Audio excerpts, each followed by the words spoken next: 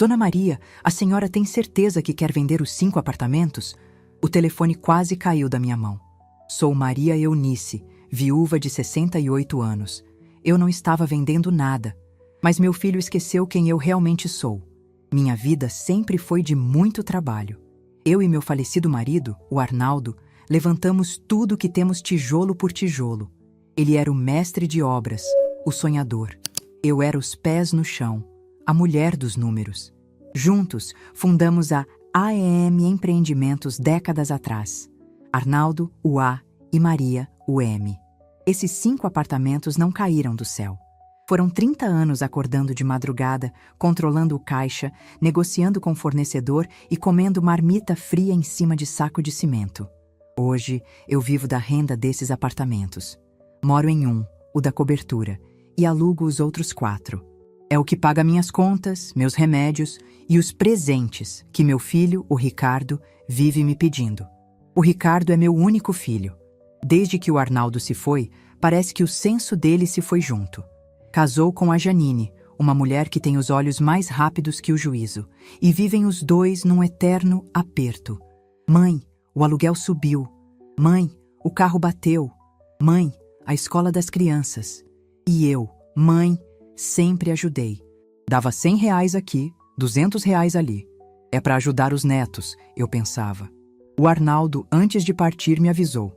Maria, cuidado. O Ricardo tem o coração bom, mas a cabeça fraca. E aquela mulher dele, aquela lá, não dorme de touca. Eu deveria ter ouvido. 3 meses atrás, o Ricardo apareceu aqui em casa. Era uma terça-feira, eu estava coando o café da tarde, o cheiro enchendo a cozinha. Ele não veio só. A Janine estava junto, com um sorriso que não chegava nos olhos. Bença, mãe, a gente tá com uma pressa danada, disse o Ricardo, já entrando e puxando uma cadeira. Que pressa, menino? Senta, toma um café, eu disse, pegando outra xícara. Não dá, mãe, é coisa rápida do banco, ele falou, tirando uma pasta grossa da mochila. A Janine ficou em pé, cutucando o celular, mas de olho em tudo. O gerente mandou, disse que é uma atualização de cadastro. Se a senhora não assinar, bloqueia a conta da aposentadoria. Meu coração apertou. Bloquear a conta? Mas que atualização é essa que precisa de tanto papel? Perguntei desconfiada. Ah, mãe, é burocracia do governo. A senhora sabe como é. A Janine tá com hora marcada no médico. A gente só passou aqui para a senhora assinar. É só aqui, ó. Ele abriu a pasta e folheou rápido, parando numa página lá no meio. Ele apontava com a caneta para uma linha pontilhada. É só assinar aqui. Assina umas 3 vias, mãe, que é para garantir. Eu olhei para o papel. Tinha muita letra miúda, coisa que meus olhos de 68 anos já não dão conta de ler sem meus óculos, e eu nem sabia onde eles estavam. Ricardo, eu não tô... comecei a dizer. Anda, sogrinha, pelo amor de Deus! A Janine cortou, com aquela voz dela de mel e veneno. É só uma assinatura. A senhora confia no seu filho ou não confia? A gente tá atrasado, é sério. Depois, a senhora fica sem o dinheiro, vai dizer que a culpa é nossa. Aquelas palavras me atingiram. Confia no seu filho? É claro que eu confiava. Era o meu menino, o sangue do meu sangue. Me dá essa caneta, eu disse, firme. Peguei a caneta e assinei onde ele mandou. 1, 2, 3 vezes. Assinei confiando. Pronto, Deus te abençoe, mãe. Depois a gente volta com calma, ele disse, fechando a pasta num segundo. Deu um beijo estalado na minha testa e saiu porta afora, puxando a Janine. Eu fiquei parada na cozinha. O café esfriou na xícara. Senti um gosto amargo na boca, mas balancei a cabeça. Coisa da minha cabeça, pensei. Ele é meu filho. Isso foi há 3 meses. Hoje, o telefone tocou. Dona Maria Eunice? Aqui é o Osvaldo, do banco. A senhora me desculpe a intromissão, mas eu estou com uma documentação na minha mesa. A senhora tem certeza que quer vender os 5 apartamentos? As agulhas do meu tricô caíram no chão. O som do metal batendo no piso de madeira foi a única coisa que eu ouvi. Vender? Que venda, Osvaldo? Eu não estou vendendo nada. Deve ser engano. Houve um silêncio na linha. Ouvi o Osvaldo suspirar. Dona Maria, eu estou com os contratos aqui. A transferência de propriedade. A assinatura da senhora está em todos eles. O seu filho, o Ricardo, deu entrada nos papéis ontem. Ele disse que a senhora ia se mudar para uma casa de repouso e que tinha passado os imóveis para o nome dele como adiantamento de herança. Casa de repouso. Adiantamento de herança. O chão sumiu debaixo dos meus pés. A traição veio como um soco no estômago, tirando todo o meu ar. O meu filho, o meu Ricardo. Ele não me pediu para assinar uns papéis do banco. Ele me fez assinar a minha própria sentença. Ele estava roubando o trabalho da minha vida inteira e me descartando como um traste velho. A raiva que subiu foi tão quente que secou as lágrimas antes que elas pudessem cair. Cria cobra para te picar. Era o que minha avó dizia. E eu tinha sido picada pela mais venenosa. Osvaldo, eu disse, e minha voz saiu fria como gelo, uma voz que nem eu mesma reconheci. O senhor me conhece há quantos anos? Desde que o senhor era caixa e eu e o Arnaldo abrimos a conta da construtora. Há mais de 20, Dona Maria. Pois então o senhor vai acreditar em mim. Não aprove nada. Segure essa papelada. Diga que o sistema caiu, que faltou reconhecer firma, que o cachorro comeu o documento. Eu preciso de 48 horas. Dona Maria, a assinatura é da senhora. Eu não posso. Eu fui enganada, Osvaldo. Pelo meu próprio filho. O senhor quer ser cúmplice de um roubo? De uma falsificação? Porque foi isso que ele fez. Outro silêncio. Entendido, Dona Maria.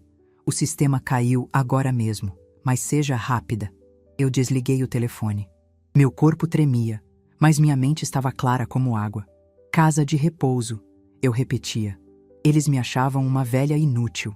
Uma caduca que podiam enganar com um sorriso e uma caneta. Eu olhei para o retrato do meu Arnaldo na estante.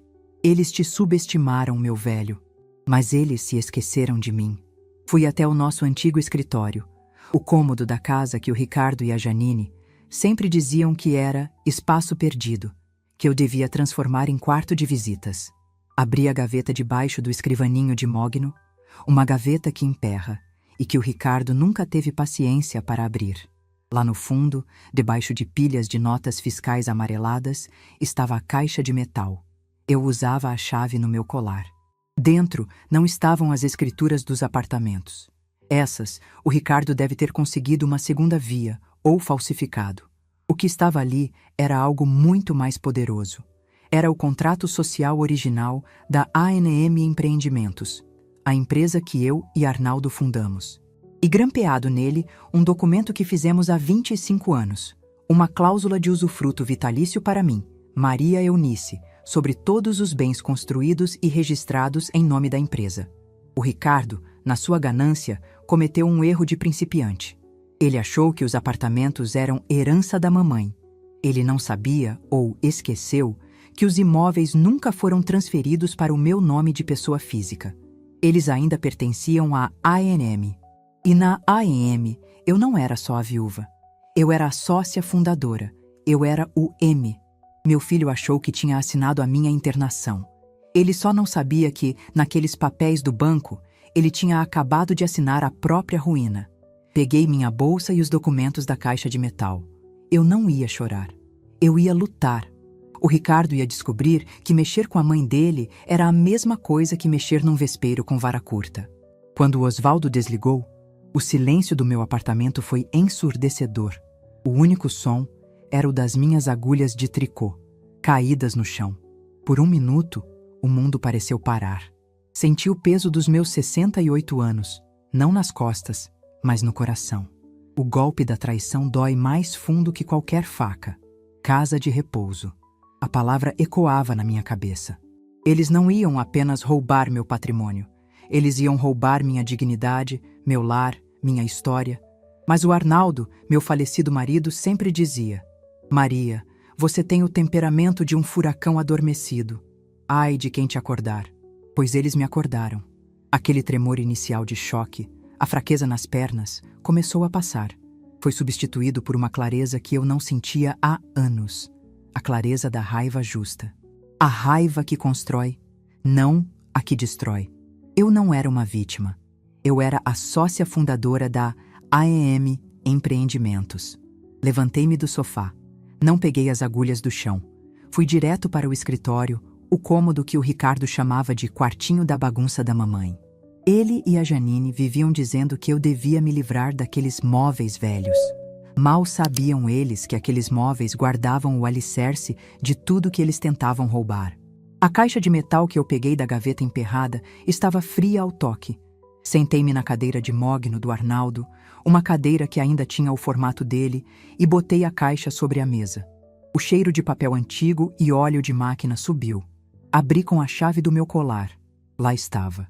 O contrato social original. As folhas amareladas, a tinta da máquina de escrever ainda forte. E grampeado nele, o documento que eu e o Arnaldo fizemos com o doutor Guedes, o nosso primeiro advogado, há mais de 25 anos. Termo aditivo de usufruto vitalício e gestão plena. O Ricardo, na sua pressa de filhote de gavião, cometeu um erro fatal. Ele e a Janine devem ter ido ao cartório de imóveis. Devem ter visto os 5 apartamentos registrados lá, bonitinhos. Devem ter pensado, é só a mamãe passar para o nosso nome. Que tolos! O que eles não sabiam, o que eles nunca se deram ao trabalho de perguntar, é que os apartamentos não eram da mamãe. Os apartamentos eram ativos da A&M Empreendimentos. E a A&M era um bicho muito diferente. Eu li as cláusulas e a minha memória, que a Janine adorava dizer que estava falhando, trouxe tudo de volta. Lembrei do dia em que assinamos isso. O Arnaldo estava preocupado. O compadre dele tinha falecido e os filhos estavam depenando a viúva, brigando pelos bens antes mesmo da missa de 7º dia. Naquela noite, o Arnaldo me disse: Maria, não vou deixar isso acontecer com você. O que é seu, e o que é nosso, é seu também. Você que segurou o caixa, você que negociou as dívidas. A empresa é mais sua do que minha. Eu ri na época. Deixa de bobagem, homem. Nós somos um só. Mesmo assim, ele insistiu. Vamos fazer direito. Fizemos. A cláusula era clara como água. Em caso de falecimento de um dos sócios, o Arnaldo, o A, a sócia remanescente, eu, a Maria, o M, assumiria a gestão plena e teria o usufruto vitalício de todos os bens, lucros e ativos da empresa. Os herdeiros, no caso o Ricardo, só teriam direito à sua parte da empresa após o meu falecimento. E mesmo assim, só da casca da empresa, porque o patrimônio estaria blindado pelo meu usufruto. O Ricardo não podia vender o que não era dele. Mais importante, ele não podia vender o que eu não queria que fosse vendido. Os papéis que eu assinei. Meu Deus, os papéis! A Janine foi esperta. Bloquear a conta da aposentadoria. Ela usou o medo. O Ricardo foi o ator. Confia no seu filho? Ele usou a culpa. Eles devem ter misturado uma procuração de plenos poderes no meio daqueles papéis do banco. Uma procuração que eles achavam dava ao Ricardo o direito de agir em meu nome. Eles achavam que estavam lidando com a Dona Maria, a velhinha do tricô. A mãezinha que assina sem ler porque os olhos estão cansados. Eles se esqueceram da Dona Eunice, a negociadora que peitava fornecedor de aço e não deixava 1 centavo de juros errado passar no banco. Eles se esqueceram da mulher que passou noites em claro, conferindo folha de pagamento com uma calculadora de fita. Eles confundiram a minha paciência com demência. Confundiram meu silêncio com consentimento. Eu olhei para o telefone. A primeira reação seria ligar para o Ricardo. Gritar, chorar, perguntar por quê. Mas essa seria a reação da mãezinha. A reação da Dona Eunice era estratégica. Eu precisava de um advogado. Não qualquer advogado. Precisava de alguém que entendesse de lei corporativa, não de briga de família. E precisava de alguém que me devesse lealdade, não ao meu filho. Peguei minha agenda antiga, aquela de capa de couro que não uso mais. Os números de hoje estão todos no celular, mas os números que importam estão aqui. Achei. Afonso. Dr. Afonso Bastos. O filho da minha falecida comadre, a Zilda. Um menino que eu vi crescer. Um menino que, certa vez, quando o pai dele faliu, eu e o Arnaldo ajudamos a pagar a faculdade de Direito. Discretamente. É um investimento no futuro, Zilda, eu disse para ela. Um dia, quem sabe, a gente precisa. A Zilda se foi, mas o Afonso se tornou um tubarão. Um dos maiores advogados empresariais da cidade. Ele nunca se esqueceu. Todo Dia das Mães ele me manda orquídeas. Eu disquei o número do escritório dele. A secretária atendeu com aquela voz profissional. Bastos Advocacia, boa tarde. Por favor, eu gostaria de falar com o Dr. Afonso. Diga que é Maria Eunice, a mãe do Ricardo. Houve uma pausa. Eu sabia que ele estava ocupado. Um homem como o Afonso não atende sem hora marcada. Só um momento, Dona Maria. Menos de 30 segundos depois, a voz grave dele soou na linha. Dona Maria, que honra!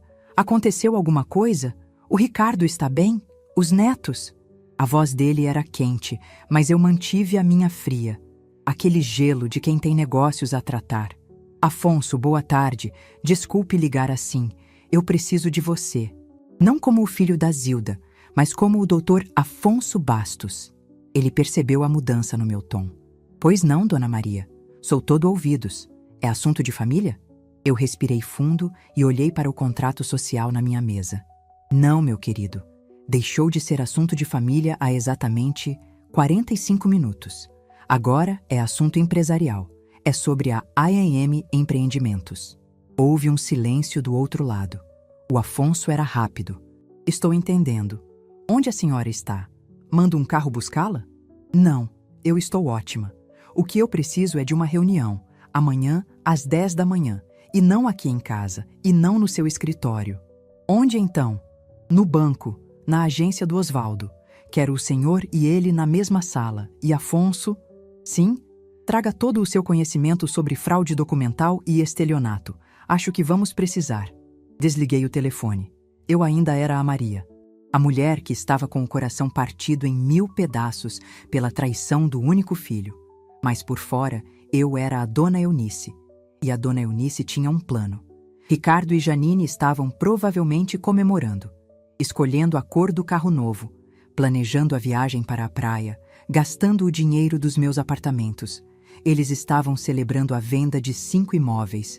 Que ingênuos! Eles não estavam vendendo meus apartamentos. Eles tinham acabado de me dar, de bandeja, a prova que eu precisava para tirar o Ricardo da administração da ANM. Porque o documento que eu assinei, confiando, não era uma venda, era uma confissão. Meu filho esqueceu que eu ensinei ele a ler. Mas ele se esqueceu, principalmente, que o Arnaldo me ensinou a ler contratos. Eles achavam que o jogo tinha acabado no 3º mês. Mal sabem eles que eu estou prestes a começar o 1º movimento. Aquela noite foi a mais longa da minha vida. Depois de falar com o Afonso, eu não chorei. Eu não rezei. Eu me sentei na minha poltrona, a de frente para a janela, e vi a cidade se acender. A raiva tinha dado lugar a um frio. Um frio que vinha de dentro, do lugar onde o amor pelo meu filho costumava me aquecer.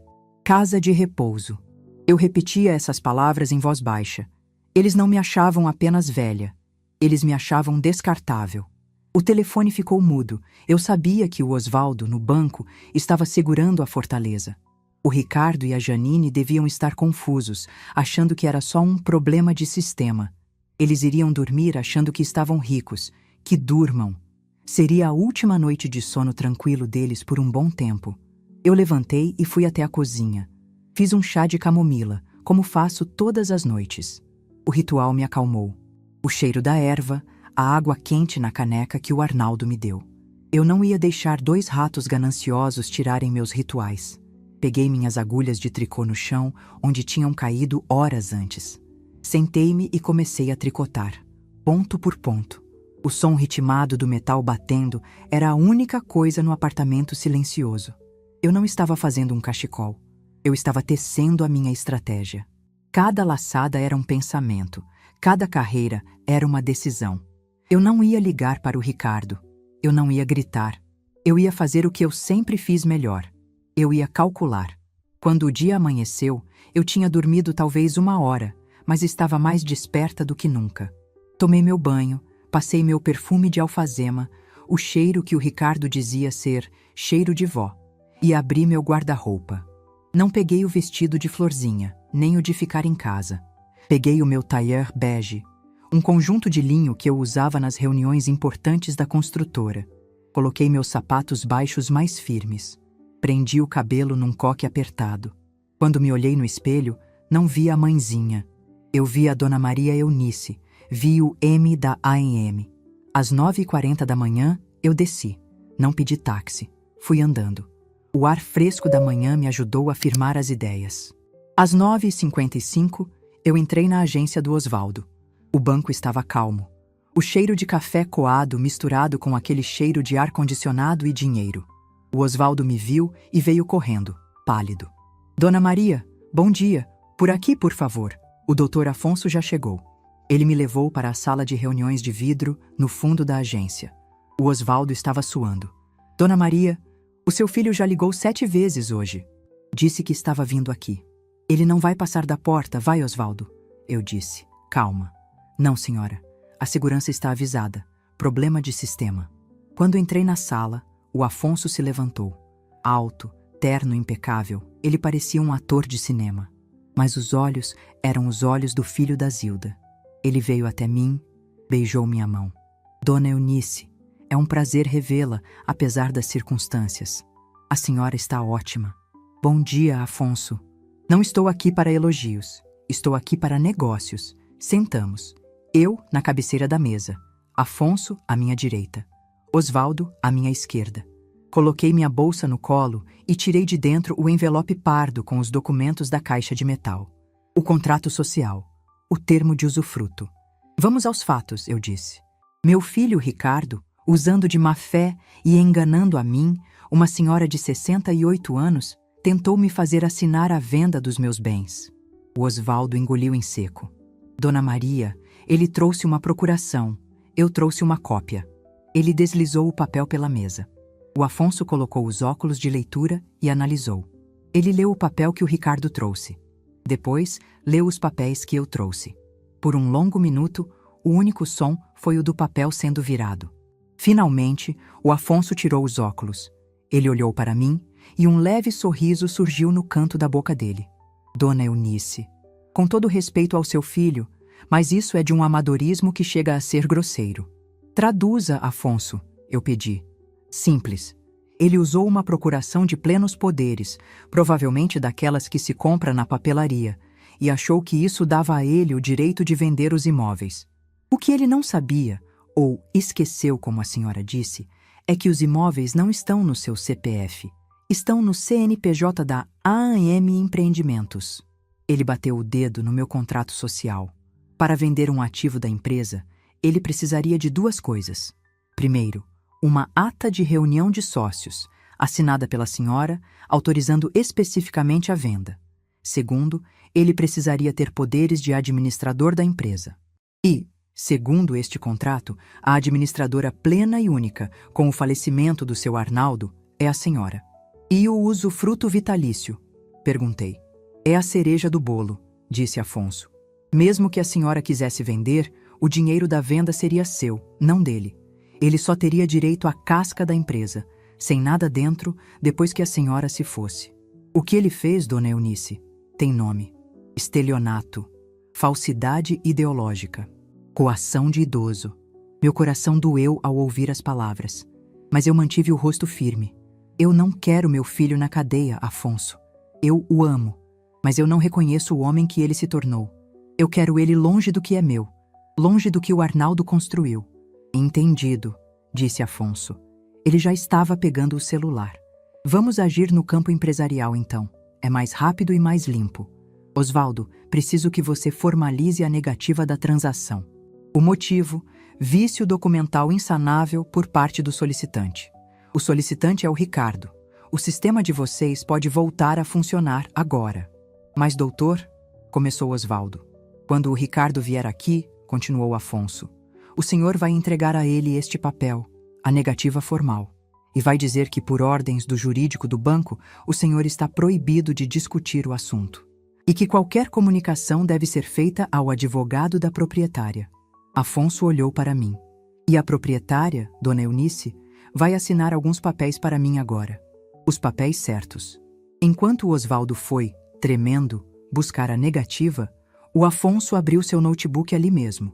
A impressora da sala zumbiu. Primeiro, disse ele, me entregando uma folha. Uma revogação. Estamos revogando qualquer procuração que a senhora tenha assinado, consciente ou não, em nome do Ricardo. Vamos mandar isso para todos os cartórios e bancos com quem a AEM tem conta. Ele não pode mais nem tirar extrato em seu nome. Eu assinei. Minha mão firme. Maria Eunice. Segundo, ele me deu outra folha. Uma notificação extrajudicial da AEM Empreendimentos, endereçada ao Sr. Ricardo, informando que foi descoberta uma tentativa de alienação fraudulenta do patrimônio da empresa. Eu li. A linguagem era dura. Fica Vossa Senhoria proibido de entrar nos imóveis da empresa, de contactar os inquilinos ou de se apresentar como representante da AEM sob qualquer circunstância. Eu assinei. E terceiro, e esse é o mais importante. Afonso me olhou com seriedade. O Ricardo recebe algum tipo de mesada da empresa, dona Eunice? Eu baixei os olhos. Eu autorizava o contador a depositar para ele R$ 5.000 todo mês, para ajudar com os netos. Afonso suspirou. Como eu imaginei. Esta terceira folha é uma ordem direta ao contador da empresa, suspendendo imediatamente todo e qualquer repasse, pagamento ou adiantamento para o Ricardo. O motivo: revisão administrativa de custos.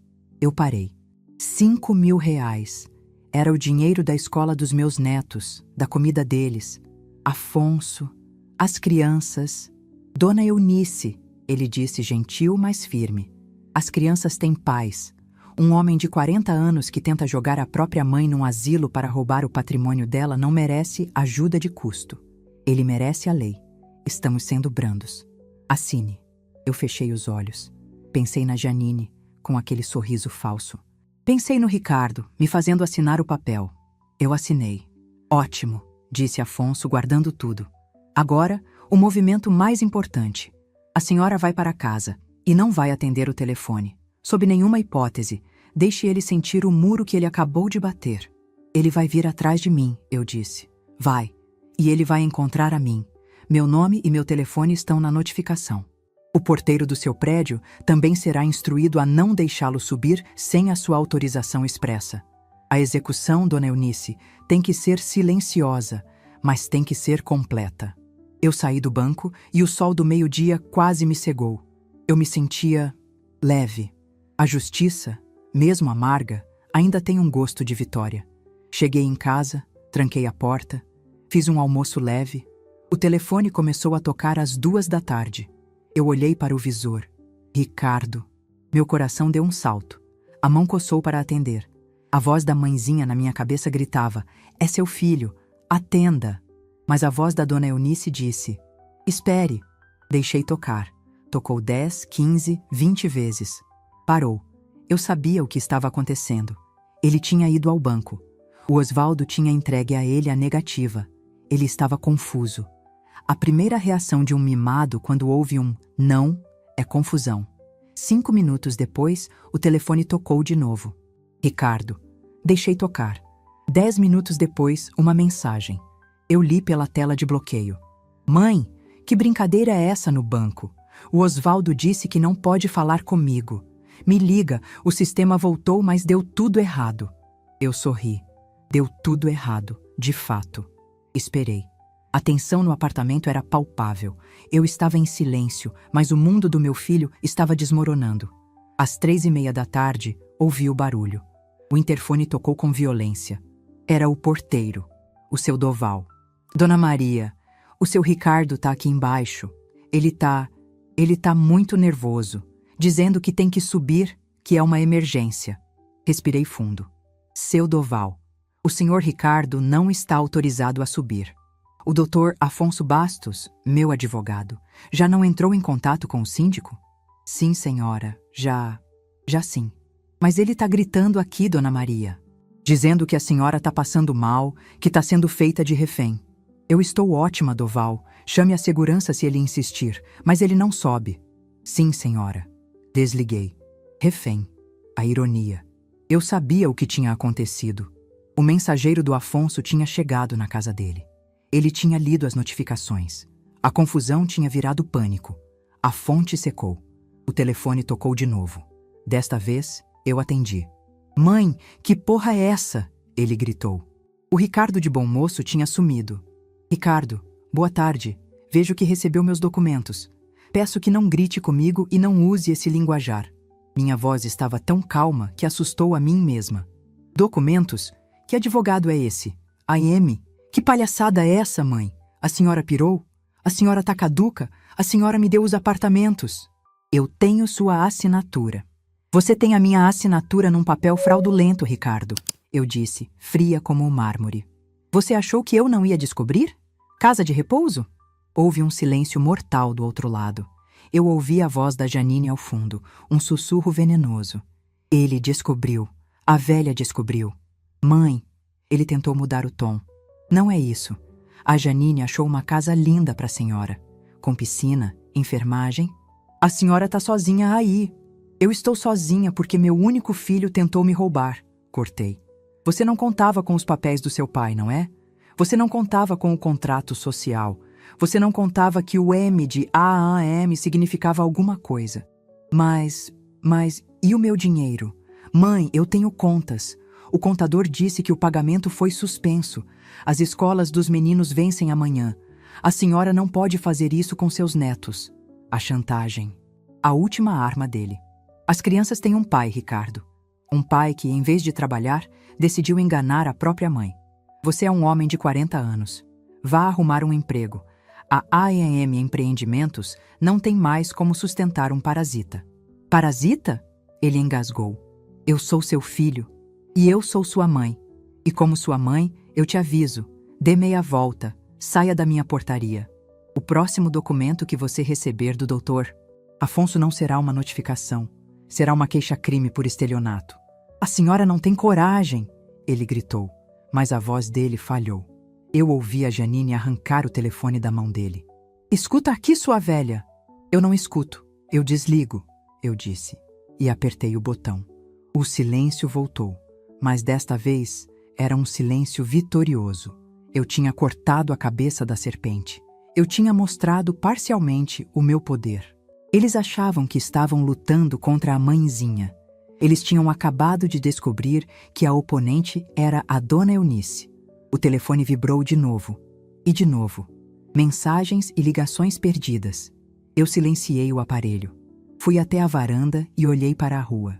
Lá embaixo, um carro pequeno, o carro que eu dei para eles, cantou pneu e saiu em disparada. A execução silenciosa estava feita. Agora era esperar a reação dos feridos. E animais feridos são sempre os mais perigosos. O silêncio que se seguiu àquela ligação foi o silêncio de uma casa que não é mais um lar. É apenas um imóvel. Eu tinha desligado o telefone na cara da minha nora. Eu tinha dito ao meu único filho que ele era um parasita. O gosto da vitória era amargo, misturado com o sal de lágrimas que eu me recusei a derramar. O telefone, agora silenciado, vibrava sem parar em cima da mesa de centro. Mensagens de ódio, de súplica, de confusão. Eu não li nenhuma. Eu sabia o que estava acontecendo do outro lado da cidade. Na casa que eu paguei a entrada, a Janine devia estar quebrando as unhas de raiva. O Ricardo, o meu menino, devia estar sentado no sofá, com a cabeça entre as mãos, chorando. Não de arrependimento, mas de pânico. A mãezinha tinha fechado a carteira. Eu fui para a cozinha e preparei o meu jantar. Arroz requentado, um ovo frito, a comida mais simples do mundo. Enquanto o óleo chiava na frigideira, eu pensava, eles não iam desistir. Animais famintos não desistem. Eles ficam mais perigosos. A Janine era uma loba. Ela ia roer o osso até o fim. Ela tinha perdido os 5.000 reais da mesada, mas ela ainda achava que os 5 apartamentos estavam em jogo. Eles iriam escalar. Dito e feito. No dia seguinte, a primeira consequência concreta bateu à porta deles. Eu soube porque, às 9 da manhã, o porteiro, seu Doval, me ligou. Dona Maria, eles estão aqui. Os dois. E trouxeram as crianças. Meu coração parou. Os meus netos. O Breno, de 8 anos, e a Larinha, de 6. O meu ponto fraco. Eles estão fazendo, Doval? Perguntei, a voz falhando. Eles estão parados em frente ao portão de vidro, Dona Maria. A Janine está... Ela está chorando. E o Ricardo está com as crianças pela mão. Elas parecem confusas. A tática mais suja. A mais baixa. Usar os inocentes. A Janine sabia o que estava fazendo. Não deixe subir, Doval. Mantenha as ordens do Dr. Afonso. Mas, Dona Maria, mantenha as ordens. Desliguei e corri para a janela do meu quarto, a que dá para a rua. Fiquei atrás da cortina, só uma fresta. E eu os vi. A cena era patética. A Janine, com o celular na mão, filmando claro para se fazer de vítima, enxugava lágrimas que não existiam. O Ricardo estava de cabeça baixa, e os meus netos... Ah, os meus netos! A Larinha segurava seu coelhinho de pelúcia, olhando para cima, para a minha janela. Meu peito se rasgou. Eu queria descer correndo, abraçar meus bebês, dizer que a vovó amava eles, que nada daquilo era culpa deles. Mas o Afonso tinha me avisado na noite anterior. Dona Eunice, eles vão usar as crianças. É o Manual do Chantagista, capítulo 1. Se a senhora ceder, a senhora perdeu. A senhora tem que mostrar que o escudo que a senhora levantou é impenetrável. Eu fiquei ali, de pedra. Então, o Ricardo gritou: Mãe, pelo amor de Deus, deixa a gente subir, deixa eu te explicar. Os meninos estão com saudade. A Larinha tá chorando. A Larinha não estava chorando. Ela estava olhando confusa para o pai. A Janine tomou a frente. Sogra, a senhora tá sendo cruel. O que a gente te fez? Aquele advogado tá te envenenando. A senhora tá deixando seus netos na rua. Não estamos na rua, eu sussurrei para o vidro. Vocês estão na calçada de um prédio de luxo, tentando aplicar um golpe. Eu peguei meu telefone e disquei o número do Afonso. Eles estão aqui, com as crianças. Eu sei, disse o Afonso calmo. O segurança que eu contratei para vigiar o prédio acabou de me ligar. Fique tranquila, Dona Eunice. Não vá até a janela. Não atenda o interfone. Deixe comigo. 10 minutos depois, um carro preto, discreto, parou atrás do carro do Ricardo. 2 homens de terno, não policiais, mas muito mais intimidadores, desceram.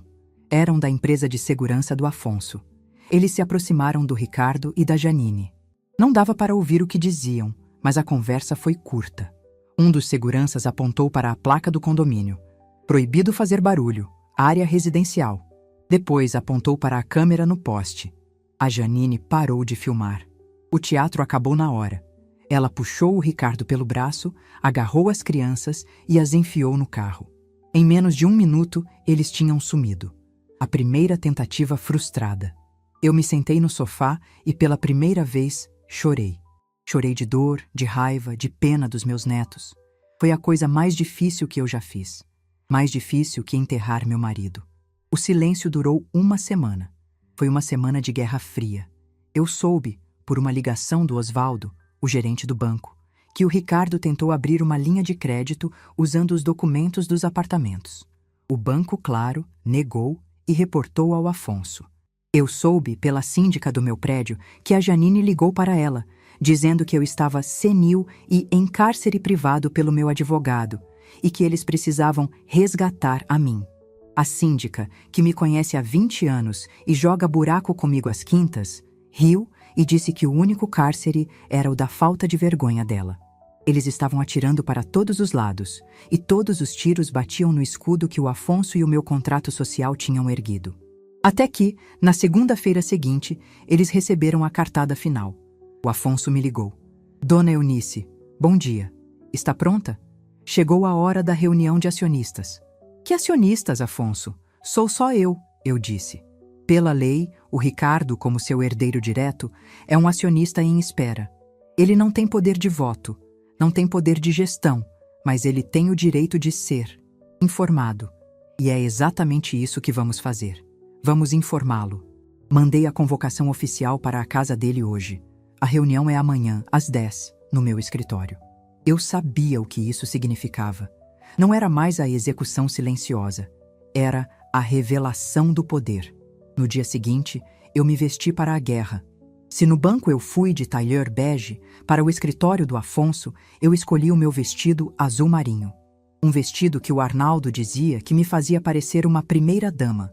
Coloquei meus brincos de pérola, os sapatos de salto baixo e o perfume que eu guardava para ocasiões especiais. Quando cheguei ao escritório do Afonso, um lugar enorme, no último andar de um prédio de vidro no centro da cidade, com uma vista que engolia o Rio de Janeiro, Eu não era a Dona Maria. Eu era a presidente da ANM Empreendimentos. Eles me levaram para a sala de reuniões principal. Uma mesa de madeira escura que parecia ter 20 metros. Afonso estava na ponta, com seu notebook. Sentei-me à sua direita.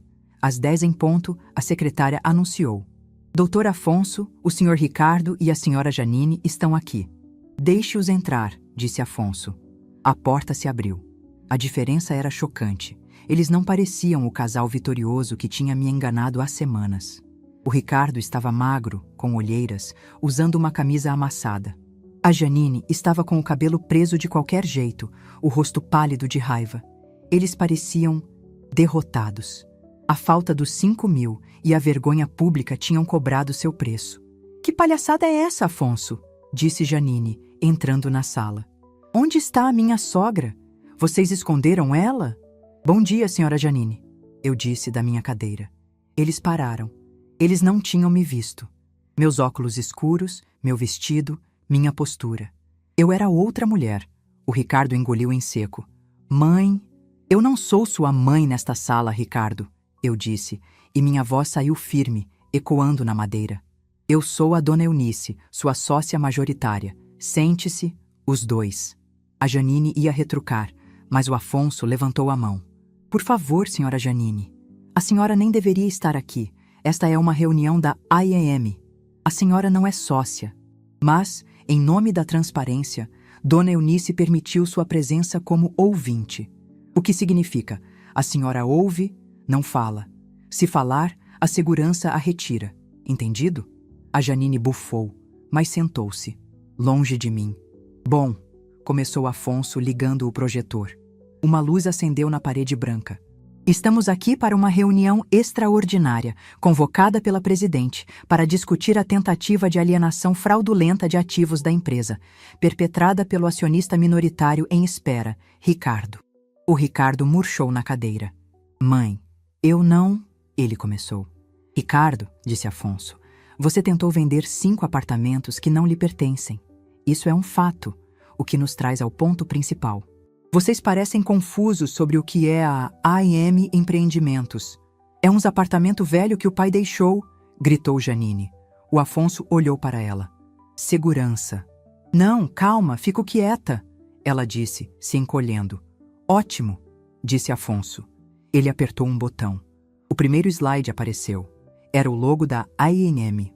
A ANM, fundada em 1982 por Arnaldo e Maria Eunice, não é uns apartamentos. É uma holding de gestão de patrimônio. Holding? Ricardo perguntou confuso. Sim, os 5 apartamentos do edifício Arnaldo são a fonte de renda principal. Vocês conhecem. O valor de mercado deles hoje é de 4 milhões de reais. O Ricardo e a Janine se olharam. Era o prêmio que eles queriam. Mas... continuou Afonso. O que o Ricardo, que nunca se interessou pela administração da mãe, não sabe, é o que o Arnaldo e a Dona Eunice fizeram com o lucro desses apartamentos nos últimos 30 anos. Ele mudou o slide. A AMM também possui 2 terrenos comerciais em Itaipava, estrategicamente comprados há 20 anos, ao lado de um futuro complexo logístico. Valor atual, 3 milhões de reais. O queixo do Ricardo caiu. A Janine parou de respirar. Próximo slide, disse Afonso. Um galpão industrial de 4.000 metros quadrados em Duque de Caxias, alugado para uma multinacional há 10 anos. Um contrato que a Dona Eunice aqui renegociou sozinha depois que o Arnaldo faleceu. Valor atual, 5 milhões de reais. A Janine estava branca. Ela começou a tremer. E, finalmente, disse Afonso, o que vocês achavam que era a poupança da vovó? A conta de investimento da empresa, onde a Dona Eunice, que vocês acham que é caduca, aplica o superávit da empresa. Com o falecimento do Arnaldo, ela nunca tocou nesse dinheiro. Ela o reinvestiu, todo. Ele mostrou o último slide. O número na tela parecia um telefone. Valor atualizado desta manhã, 7 milhões e 500 mil reais. Silêncio. Um silêncio de túmulo. Vocês, disse Afonso desligando o projetor, achavam que estavam roubando 4 milhões. O patrimônio total da empresa que a dona Eunice administra, sozinha, fazendo tricô, é de 19.500.000 reais. A Janine fez um som, um gemido. Ela não estava olhando para mim. Ela estava olhando para o Ricardo com um ódio que eu nunca vi em ninguém. O ódio de quem percebe que casou com o homem mais burro do mundo. O Ricardo, o meu filho, ele estava chorando. Mas não era de remorso, era de choque. Mãe, ele soluçou. Eu não sabia. Eu juro por Deus, eu não sabia. 19 milhões? Mãe, por que a senhora nunca me contou? Eu me levantei. Andei até a ponta da mesa onde ele estava. Eu olhei para ele, não com raiva, com pena. Por que você nunca perguntou, Ricardo? Você estava muito ocupado sendo um menino, pedindo sua mesada. Você nunca perguntou. Mãe, como estão os negócios? Mãe, precisa de ajuda com o imposto de renda da empresa? Mãe, como você fez o nosso patrimônio quadruplicar depois que o papai morreu? Eu me virei para a Janine. E você? Você achava que eu era uma velha esclerosada. Você estava tão ocupada olhando o meu extrato bancário que nunca olhou o meu balanço patrimonial. A gente pode consertar, disse Ricardo, levantando e tentando pegar minha mão. Mãe, me perdoa. Foi a Janine, foi ela. Ela me encheu a cabeça. Casa de repouso, vender tudo. Foi ideia dela. Eu te amo, mãe. Eu sou seu filho. Ele estava se arrastando, tentando jogar a mulher dele aos leões para salvar a própria pele. A Janine levantou. Seu covarde, seu fraco. Você que veio com a história dos papéis do banco. Você que disse que ela assinava qualquer coisa. Eles estavam se destruindo na minha frente. Eu olhei para o Afonso. A pauta, por favor. Afonso pigarreou. Certo, a nova dinâmica de poder. Dona Eunice, como gestora plena, reassumiu a presidência. E ela tem algumas decisões. Eu olhei para o meu filho. Primeiro, o seu adiantamento de herança de 5.000 reais mensais que você recebeu nos últimos 8 anos, totalizando 480.000 reais, acabou. Para sempre. Mãe, não! As crianças! Ele choramingou. Segundo, o apartamento onde vocês moram. Eu paguei a entrada. O financiamento está no seu nome, Ricardo. A AIM não vai mais cobrir as parcelas que você esquecia de pagar. A partir de amanhã, você está por conta própria com o banco. A Janine cambaleou e se segurou na cadeira.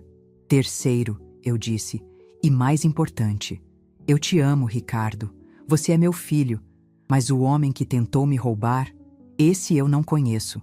Você está fora da minha vida. Você não vai mais me ligar. Você não vai mais à minha casa. Você não vai mais falar com os meus inquilinos. Você está fora da empresa. E da família. A senhora não pode fazer isso, ele gritou. Posso, eu disse. Eu sou o M da AM, lembra? E a dona Eunice, a velha caduca, acabou de comprar uma passagem para a Itália. Com o dinheiro que ela ganhou, eu vou passar 3 meses comendo massa e tomando vinho. O Afonso fica no comando. E ele tem uma ordem de restrição contra vocês dois. O choque, a realização, o triunfo. A reunião, eu disse, ajeitando minha bolsa no ombro, está encerrada. Ricardo, arrume um emprego. Janine, boa sorte. Eu saí da sala de cabeça erguida. O som que eu ouvi atrás de mim não foi de choro. Foi o som de uma cadeira caindo e o grito da Janine. Eu vou te matar, Ricardo. Você destruiu a nossa vida. Eu não olhei para trás. Quando a porta daquela sala de reuniões se fechou, eu ouvi o som. Não foi o grito da Janine ou a cadeira caindo. Foi o clique da fechadura. O som de algo terminando para sempre. Eu caminhei pelo corredor de mármore do escritório do Afonso, e a cada passo eu sentia 1 quilo saindo das minhas costas. Eu não estava fugindo. Eu estava sendo liberada. O Afonso me alcançou no elevador. Ele não disse nada, apenas me ofereceu o braço. E agora, dona Eunice? Ele perguntou enquanto descíamos aqueles 30 andares de vidro. Agora, Afonso, eu disse, ajeitando meus óculos de pérola. Eu quero que você me leve na agência de viagens. Itália? Ele sorriu. Primeira classe, eu respondi. O Arnaldo sempre dizia que eu merecia ver o Coliseu. Eu só não sabia que, para isso, eu teria que lutar com os leões dentro da minha própria casa. Naquela tarde, eu não fui para casa. Fui ao banco, Assinei os papéis da viagem. Fui ao shopping, comprei malas novas. A mãezinha de vestido florido não ia para a Itália. A dona Eunice, presidente da AEM, ia. A viagem foi mais do que uma viagem.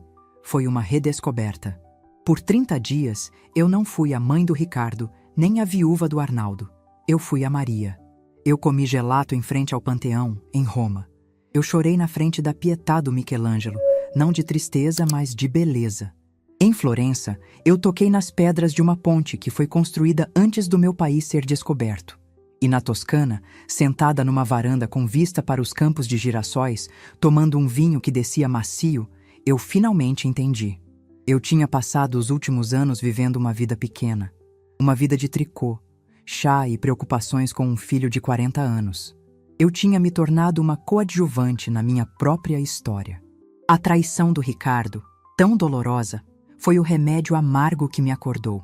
Ele não tentou me roubar 19 milhões de reais. Ele tentou roubar o meu futuro. Enquanto eu estava na Itália, o Afonso me mantinha informada. Não sobre a empresa. Ela estava funcionando como um relógio, os aluguéis sendo depositados, mas sobre o outro assunto.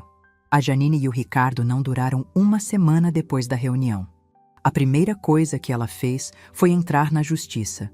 Ela pediu o divórcio, a guarda total das crianças e uma pensão astronômica. Ela alegou que o Ricardo era um herdeiro milionário que estava escondendo o patrimônio. Afonso me contou que na primeira audiência o advogado dela estava arrogante. Até que o advogado do Ricardo, um defensor público, porque ele não podia pagar um particular, apenas apresentou a notificação de suspensão de pagamentos da AEM e o extrato bancário zerado do meu filho. A juíza olhou os papéis, olhou para a Janine e negou a pensão gorda. A senhora está pedindo dinheiro de um homem que está, tecnicamente, desempregado, ela disse. A lição da Janine foi rápida. O navio que ela achava que estava abordando não era um cruzeiro de luxo, era um bote furado. Ela sumiu da vida dele, levando as crianças. A lição do Ricardo, essa foi mais profunda. Sem a mesada da mãe, sem a mulher e sem a conta bancária, o homem de 40 anos teve que enfrentar o mundo pela primeira vez. O banco, claro, tomou o apartamento financiado. O carro que estava no nome da ANM, o Afonso mandou buscar.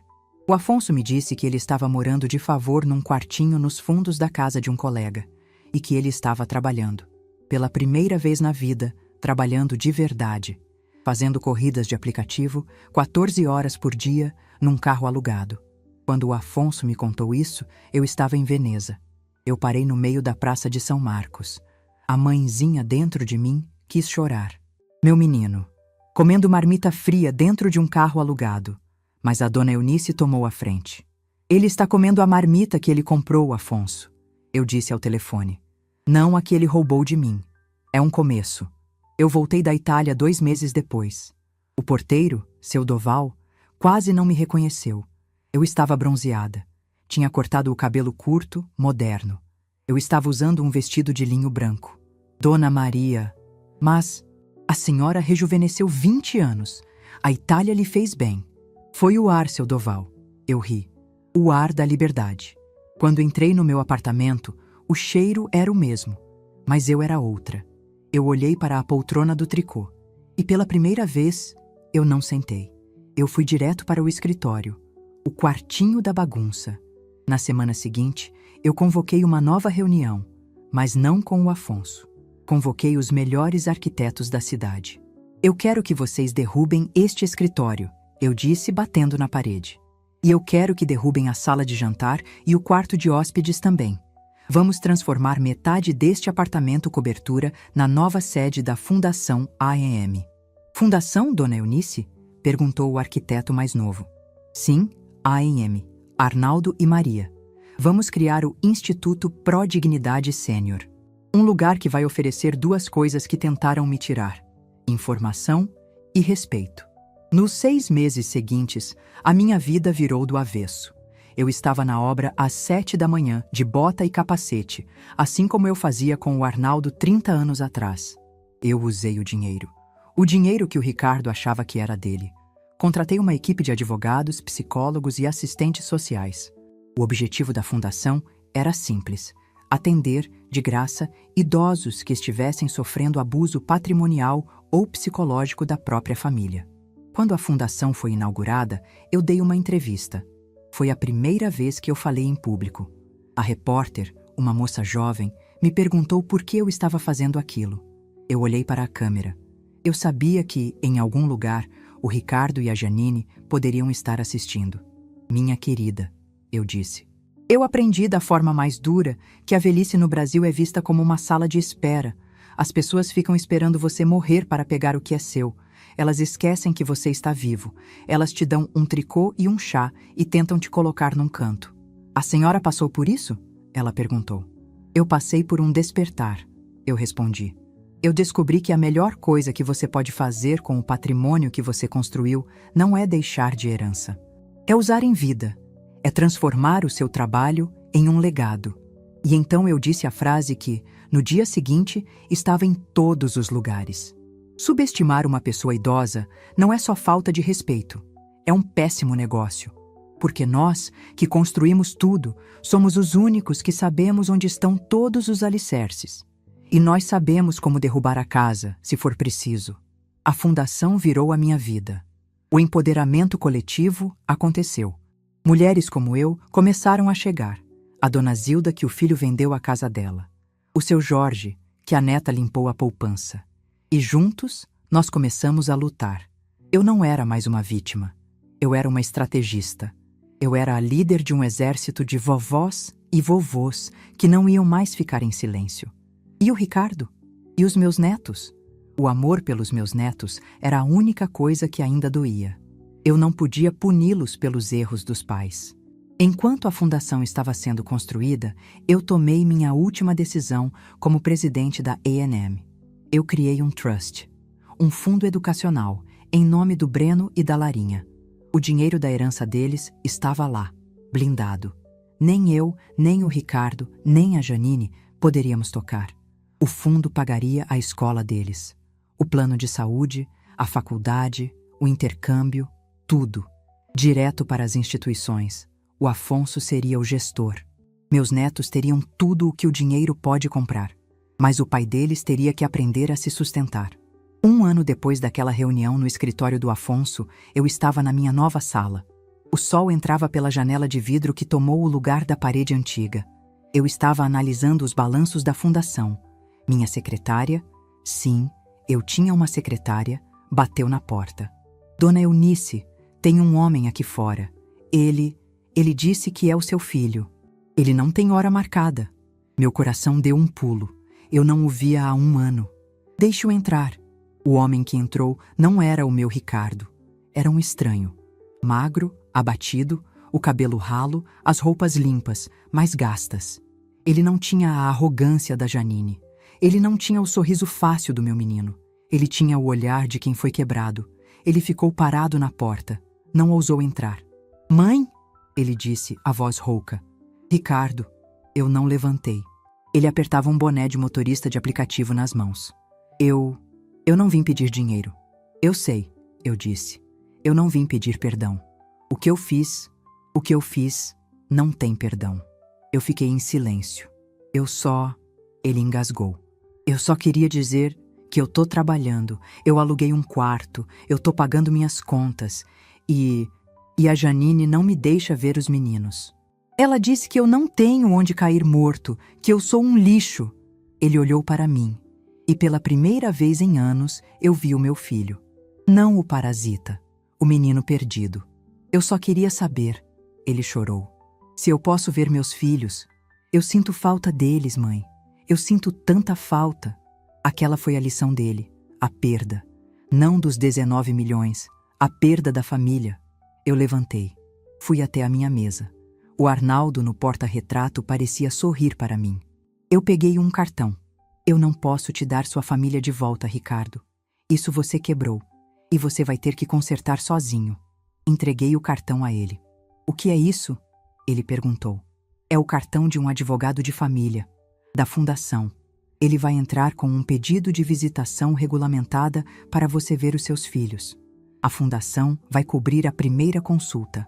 O resto é com você. Você vai ter que provar ao juiz que é um pai. Não um menino. Ele olhou para o cartão e depois para mim. Ele entendeu. Eu não estava dando o peixe. Eu estava dando a vara, e uma vara bem curta. Obrigado, mãe. Vá, Ricardo, eu disse suave. Vá ser o homem que seu pai sempre quis que você fosse. Eu estou ocupada. Ele assentiu. Deu meia volta e saiu. Eu voltei para a minha mesa. Eu não chorei. Eu tinha quebrado o ciclo da mãezinha que estraga o filho. Eu olhei para a minha agenda. A próxima reunião era com um grupo de investidores para expandir a Fundação AEM para outros estados. Eu peguei minha caneta. Eu era Maria Eunice. Eu tinha 69 anos e a minha vida estava apenas começando.